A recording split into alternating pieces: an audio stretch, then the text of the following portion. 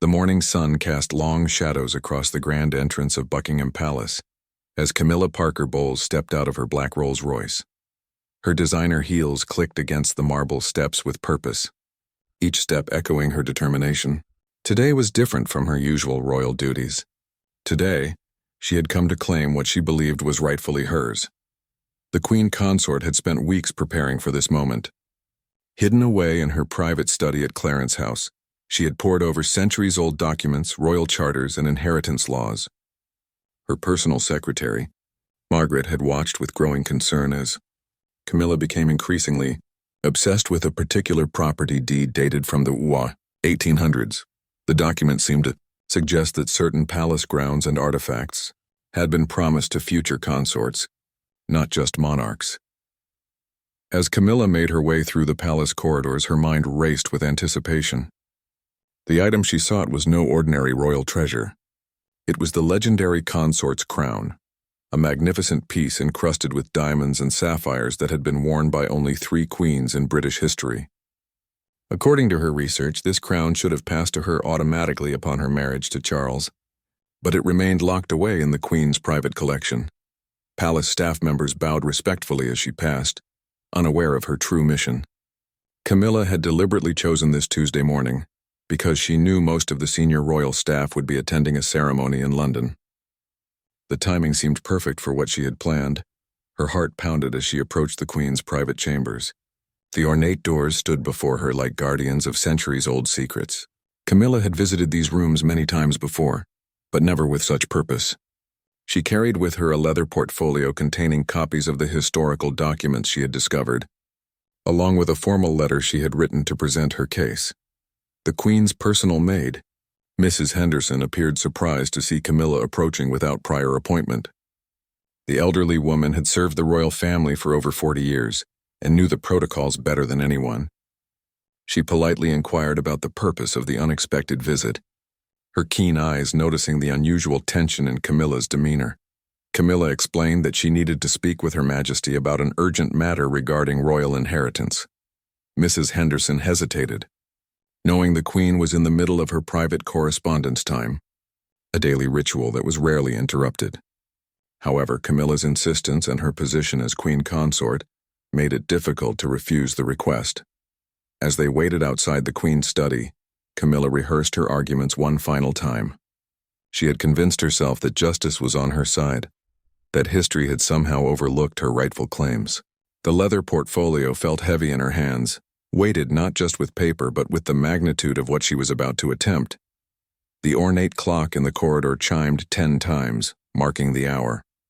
Soon Mrs. Henderson emerged from the study and gestured for Camilla to enter. The Queen sat behind an antique desk, her reading glasses perched on her nose, surrounded by official papers and personal letters. She looked up with mild curiosity, wondering what matter could be so urgent as to interrupt her morning routine. Camilla took a deep breath as she stepped into the room, knowing that the next few minutes would either validate her months of research or potentially create the most awkward moment in recent royal history. The Queen's study felt smaller than usual, filled with the weight of unspoken traditions and the gravity of what was about to unfold. The morning light streaming through the tall windows illuminated dust particles dancing in the air, creating an almost magical atmosphere that seemed to mock the tension building in the room.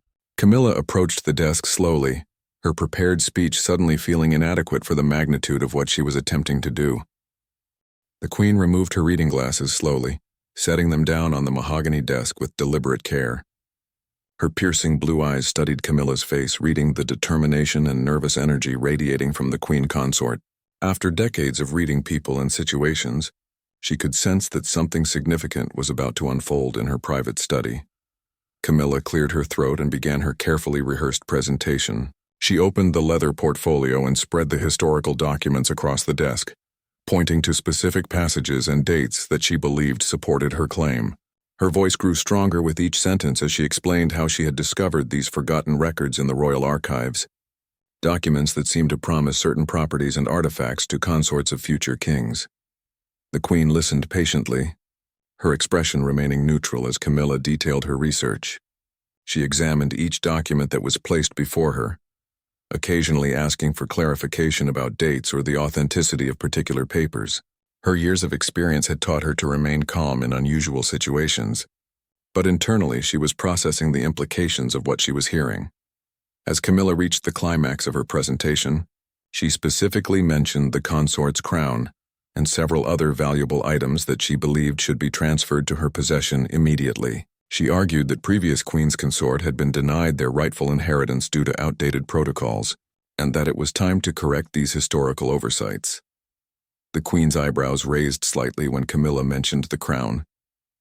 This particular piece held deep sentimental value, having belonged to her grandmother and great-grandmother. It was not merely a royal artifact, but a symbol of continuity and tradition that connected generations of the royal family. The suggestion that it should be handed over based on centuries-old documents struck her as both presumptuous and historically questionable. Mrs. Henderson, who had remained discreetly near the door, watched the exchange with growing alarm. In her 4 decades of service, she had never witnessed such a bold challenge to royal protocol. The elderly maid could see the tension building in the room and quietly wondered if she should alert security about the unusual nature of this meeting.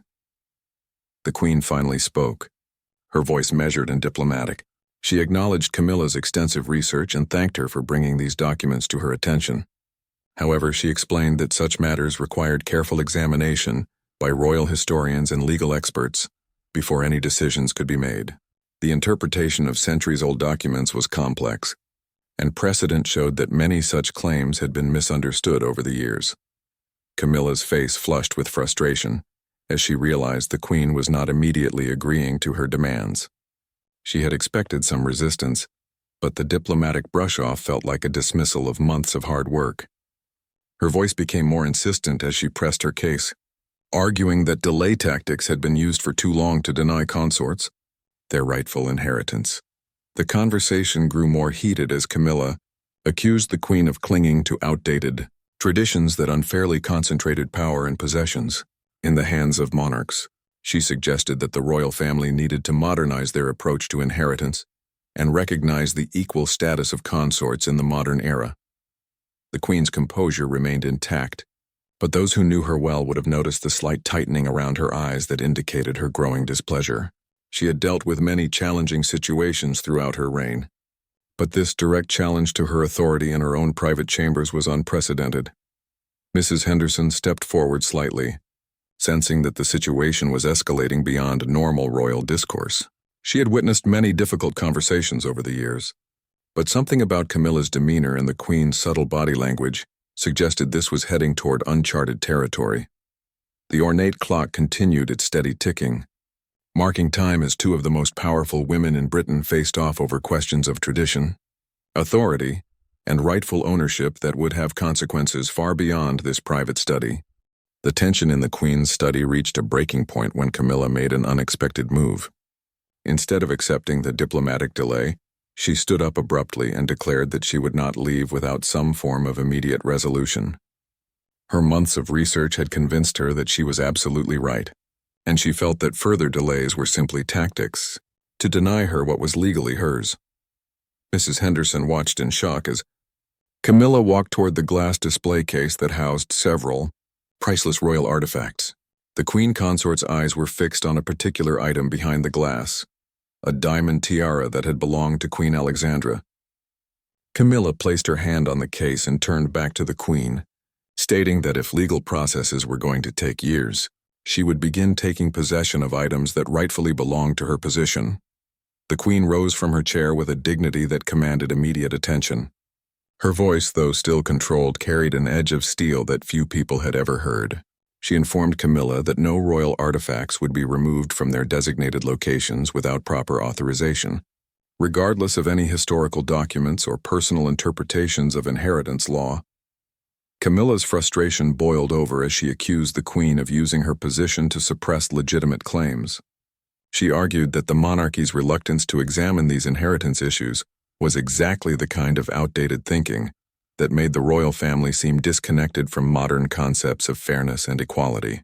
Her voice grew louder as she demanded immediate access to the items she believed were rightfully hers. Mrs. Henderson realized the situation had escalated beyond anything she could handle diplomatically. The elderly maid had served through many crises, but this direct confrontation between two senior royals over valuable artifacts was unprecedented.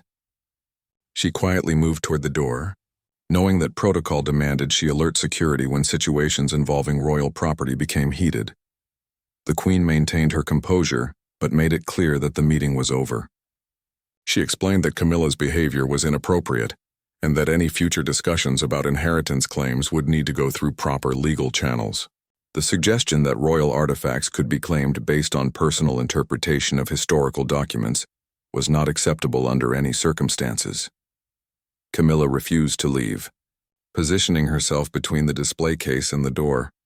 She declared that she had been patient long enough, and that the royal family's pattern of making consorts wait indefinitely for recognition needed to end today.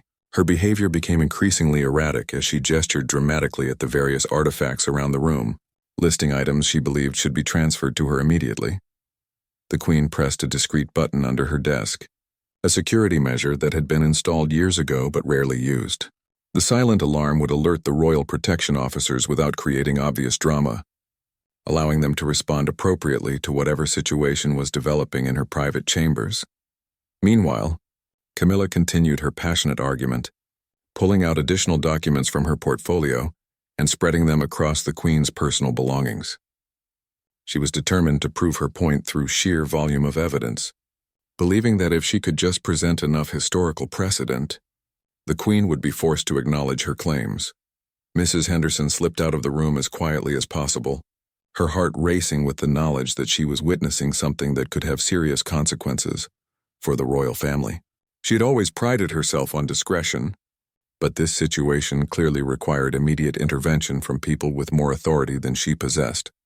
The morning sun had shifted position, casting different shadows across the study as the two women faced each other in an unprecedented standoff. Royal protocols that had governed behavior for centuries were being tested in ways that no one had ever imagined, and both women seemed determined not to back down from their positions. The sound of approaching footsteps could be heard in the corridor outside, suggesting that Mrs. Henderson's departure had not gone unnoticed and that help was on the way. The confrontation that had begun as a diplomatic discussion about historical documents was about to become something much more serious and potentially embarrassing for everyone involved. The heavy oak door to the Queen's study burst open as Commander James Mitchell, the senior royal protection officer, entered with two of his most trusted guards. His experienced eyes immediately assessed the unusual scene before him. The Queen standing rigidly behind her desk, Camilla positioned defensively near the display case, and papers scattered across the room in obvious disarray.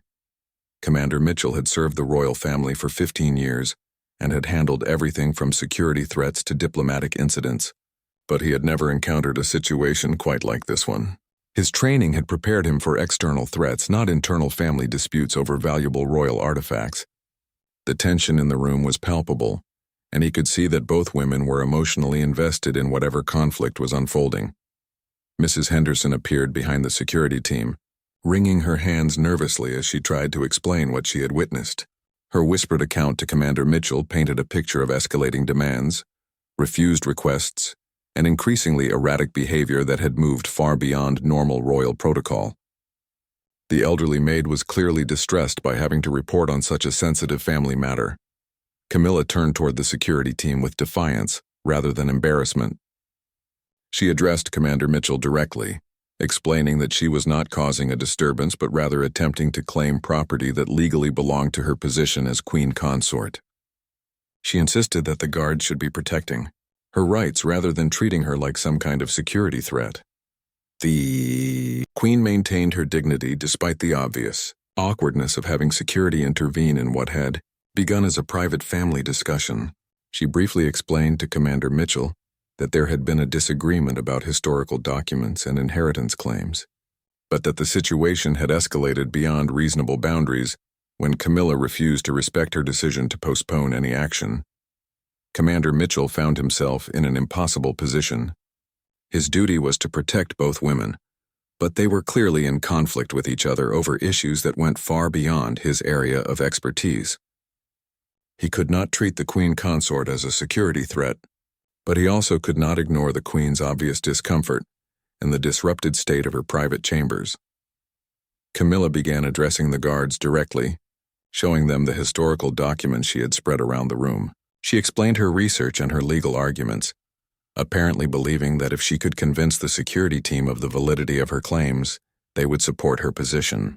Her behavior suggested someone who felt cornered, but was determined to fight for what she believed was rightfully hers. The two junior guards exchanged uncomfortable glances, clearly out of their depth in this unprecedented situation. They had been trained to handle physical threats and security breaches, not complex disputes about centuries-old inheritance laws between senior members of the royal family. Their usual protocols provided no guidance for mediating between the Queen and the Queen consort. Commander Mitchell made a diplomatic decision to suggest that both parties take some time to cool down before continuing their discussion. He recommended that Camilla return to Clarence House, while arrangements were made for proper legal experts to examine her documents. His tone was respectful but firm, making it clear that the current situation could not continue. Camilla rejected this suggestion immediately, stating that she had already waited too long for justice and would not be dismissed again. She moved closer to the display case, her hand resting on the glass as if to emphasize her determination to claim what she believed was hers. Her actions made the security team visibly nervous, as they were trained to protect royal artifacts at all costs. The Queen finally spoke directly to Commander Mitchell, using a tone that left no room for misinterpretation. She requested that her private study be cleared of all unauthorized personnel and that normal security protocols be restored immediately. Her message was clear. Camilla's presence was no longer welcome in this space under these circumstances. The standoff had reached a critical moment where someone would have to back down, but both women seemed equally determined to hold their positions. Commander Mitchell realized that his next decision would likely have consequences that extended far beyond this morning's incident, potentially affecting relationships within the royal family for years to come. Commander Mitchell stepped forward with the careful precision of someone who understood that his next words would shape how this unprecedented situation would be remembered in royal history. His years of diplomatic training within the royal household had taught him that sometimes the most challenging threats came not from outside enemies, but from conflicts within the family itself. He addressed both women with equal respect, acknowledging the Queen's request while also recognizing Camilla's position as Queen consort. His approach was to treat this as a misunderstanding that had gotten out of hand, rather than a serious confrontation that required aggressive intervention. This diplomatic framing was designed to allow both parties to step back without losing face completely. Camilla seemed to realize for the first time that her behavior had crossed important lines.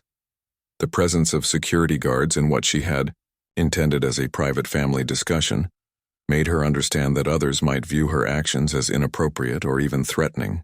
However, her conviction about the validity of her claims prevented her from simply apologizing and leaving quietly. The Queen watched carefully as Commander Mitchell attempted to mediate the situation. She appreciated his diplomatic approach, but she was also acutely aware that allowing this incident to be brushed aside as a simple misunderstanding could set dangerous precedents for future challenges to royal authority and property rights. Mrs. Henderson remained near the doorway, torn between her natural discretion and her concern for both women. She had witnessed the entire escalation and knew that whatever solution was found would need to address not just this immediate crisis, but also the underlying tensions that had created it in the first place. Commander Mitchell suggested a compromise solution. He proposed that Camilla's historical documents be forwarded to the Royal Legal Department for official review, while all parties agreed to maintain confidentiality about today's discussion until proper channels could address her concerns. This approach would give Camilla's claims serious consideration, while also respecting the Queen's authority over royal property. The suggestion seemed to offer both women a path forward that preserved their dignity.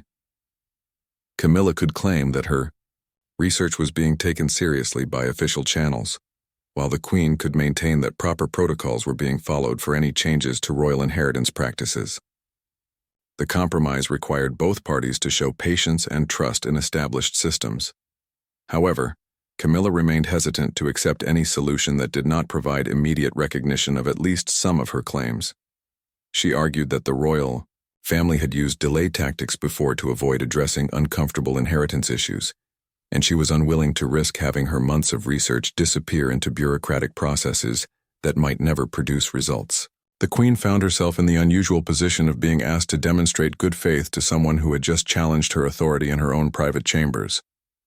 While she appreciated Commander Mitchell's diplomatic efforts, she was concerned that appearing too accommodating might encourage future challenges to royal protocols and property rights.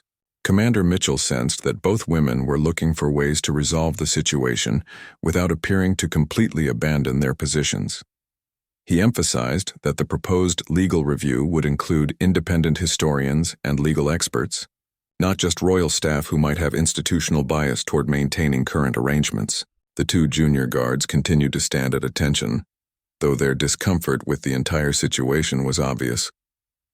They had never been trained for scenarios where their duty to protect royal property might conflict with their obligation to respect senior royal family members, especially when those family members were in dispute with each other. As the discussion continued, it became clear that this incident had exposed deeper issues about communication, expectations, and power structures within the modern royal family.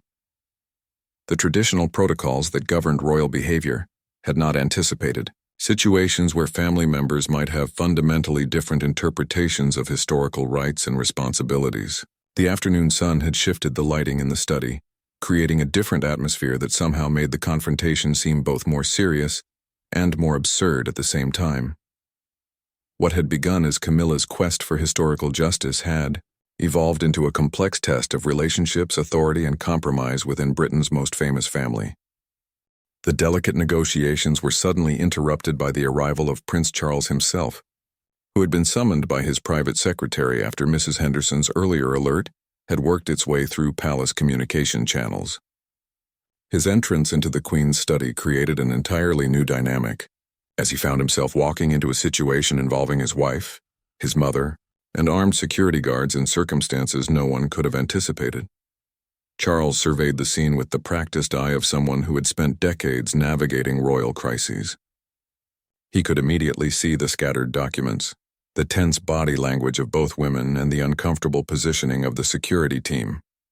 His experience told him this was the kind of family dispute that could have serious consequences if not handled with extreme care and discretion. Camilla turned toward her husband with a mixture of relief and apprehension.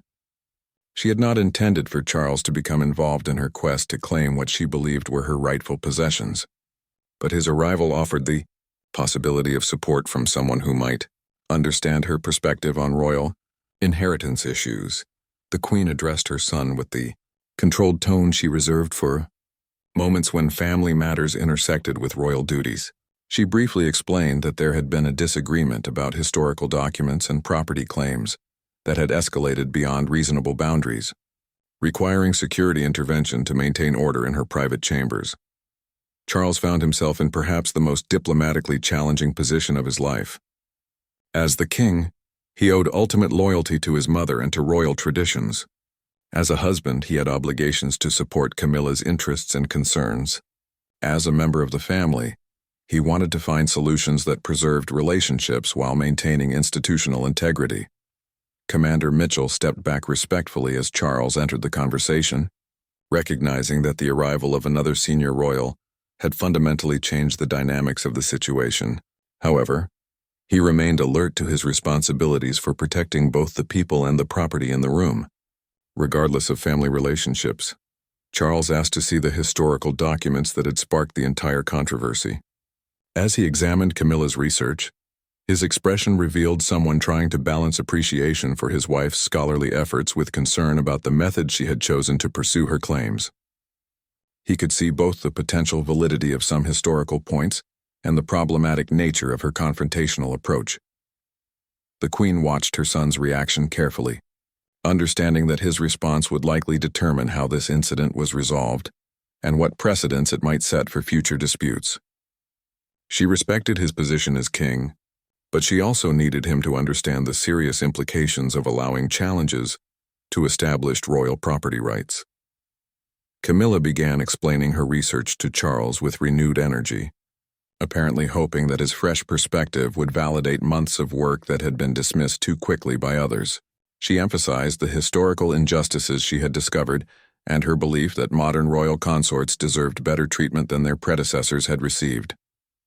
Charles listened patiently to both women, recognizing that this dispute reflected broader tensions about tradition versus modernization that had challenged the royal family for generations. The specific issue of property inheritance was complicated by centuries of precedent, legal interpretations, and family dynamics that could not be easily resolved in a single conversation. Mrs. Henderson observed the family discussion from her position near the door, understanding that she was witnessing a moment that would be remembered and analyzed by royal historians for decades to come. The elderly maid had seen many family crises over her years of service, but few had involved such direct challenges to fundamental aspects of royal authority. As Charles continued to examine the documents and listen to both perspectives, it became clear that this incident had revealed important questions about how the royal family should handle internal disputes in the modern era. Traditional approaches that relied on absolute deference to senior authority were being tested by family members who had different expectations about fairness, communication, and decision-making processes. The presence of security guards, in what was essentially a family argument, highlighted the unique challenges faced by people whose personal relationships were also matters of national interest and institutional importance. Every word spoken in this room would potentially become part of historical record, adding pressure to find solutions that worked both personally and officially. Charles made a decision that demonstrated the wisdom gained from years of navigating complex royal situations. He proposed a solution that would address everyone's concerns while maintaining the dignity and traditions that were essential to the monarchy's continued success. His approach balanced respect for his wife's research with deference to his mother's authority and the institutional requirements of the crown. He suggested that Camilla's historical documents be submitted to a special commission consisting of independent historians, legal experts, and constitutional scholars who could provide objective analysis without the institutional pressures that might influence internal royal assessments. This commission would have full access to royal archives and the authority to make binding recommendations about inheritance practices. The proposal offered Camilla the serious academic review she had demanded while giving the Queen confidence that any changes to royal protocols would be based on scholarly consensus, rather than personal demands or family pressure. Charles emphasized that this process would establish clear precedents for handling similar issues in the future, preventing other family members from facing the same frustrations. Camilla initially hesitated to accept any solution that required additional waiting, but Charles reminded her that truly significant changes to centuries-old traditions required careful consideration and broad acceptance to be sustainable. He assured her that the commission would work quickly and that its findings would be made public, ensuring transparency in a process that had historically been conducted in secret. The Queen acknowledged the wisdom of her son's proposal, recognizing that it provided a dignified way to resolve the immediate crisis while addressing the underlying issues that had created it. She agreed to personally ensure that the commission received full cooperation from royal staff and unlimited access to relevant historical materials. Commander Mitchell felt relief as the situation moved toward resolution without requiring any enforcement actions that might have damaged relationships within the royal family. He made arrangements for the security team to withdraw gradually, allowing the family to continue their discussion in a more normal atmosphere while maintaining discreet protection for the valuable artifacts in the room. Mrs. Henderson began quietly collecting the scattered documents, understanding that these papers would soon become the foundation for a historical review that might change royal inheritance practices forever. Her years of service had taught her to recognize moments when history was being made, and she sensed that today's events would be studied and discussed for generations. Camilla finally agreed to the commission proposal, but she insisted on being actively involved in its work, rather than simply waiting for its conclusions. Charles supported this request, arguing that her research had already contributed valuable insights that deserved recognition and that her participation would ensure the process remained focused on substantive issues rather than procedural delays. The Queen graciously accepted Camilla's involvement in the commission, understanding that this gesture of inclusion might prevent future disputes by ensuring that all parties felt their perspectives were genuinely considered. She recognized that the modern royal family needed to find better ways to address internal disagreements before they escalated to the point of requiring security intervention. As the formal discussions concluded, the three family members found themselves in the unusual position of having resolved a serious crisis through compromise and mutual respect. The incident had tested their relationships and revealed important tensions, but it had also demonstrated their ability to find solutions that honored both tradition and the need for change. Commander Mitchell filed his report describing the morning's events as a family discussion that had required brief security assistance due to concerns about valuable artifacts, carefully avoiding language that might sensationalize what had actually been a complex dispute about inheritance rights and historical interpretation. In the weeks that followed, the Special Commission began its work with unprecedented access to royal documents and genuine authority to recommend changes to inheritance practices. Camilla's research became the starting point for a comprehensive review that ultimately led to important modernizations in how the royal family handled internal disputes and property rights. The incident became a case study in how traditional institutions could adapt to modern expectations without abandoning the fundamental principles that gave them legitimacy and stability. The Queen, Charles, and Camilla all learned valuable lessons about communication, compromise, and the challenges of balancing personal relationships with institutional responsibilities in the unique environment of the modern British monarchy.